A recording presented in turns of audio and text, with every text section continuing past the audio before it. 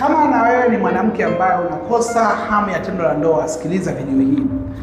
Kukosa hamu ya tendo la ndoa mara nyingi sana huwa inasababishwa na hormones imbalance, lakini pia inaweza ikasababishwa na stress.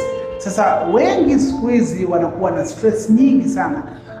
Na hata anapokuwa kitandani anafanya lile tendo, mawazo yake, akili yake na vitu vingi vinakuwa havipo pale katika lile tendo, na hiyo inaathiri sasa, kwa sababu itafanyisha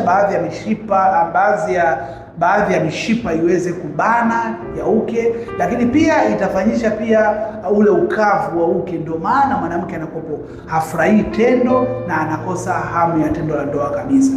Lakini pia inawezekana pia mwanaume mwenyewe ameshindwa kumwandaa mke wake vizuri, na hii niseme kabisa kwamba mwanaume unatakiwa umwandae mke wako kwa muda mrefu, yaani kwa maana kwamba sio chini ya dakika 10 uwe unamwandaa mke wako, kuhakikisha kwamba unamtoa katika mawazo ambayo anayo, kumweka katika ule uwanja wa lile tendo. Sasa pia nawe mwanamke, jitahidi kupunguza hizo stress zako za upato pamoja na stress zako za vikoba, kwa sababu hiyo itakuathiri wewe na itamwathiri mwanaume. Kwa sababu mwanaume akiona kwamba hauwajibiki vizuri, haufanyi vile vitu ambavyo anakusudia, hata yeye atakosa hamu ya kufanya tendo la ndoa na wewe. Ndio maana kuna wanaume ambaye akifika kwako ambaye ni mkewe anapiga kimoja, lakini akienda kwa kimada anaweza akapiga hata vitatu, kwa sababu anamkuta yule mtu amechangamka vizuri na yuko vizuri, lakini wewe una stress mengi. Ndio maana afanyisha kwamba hauwezi kufanya yale mambo ambayo anategemea yeye.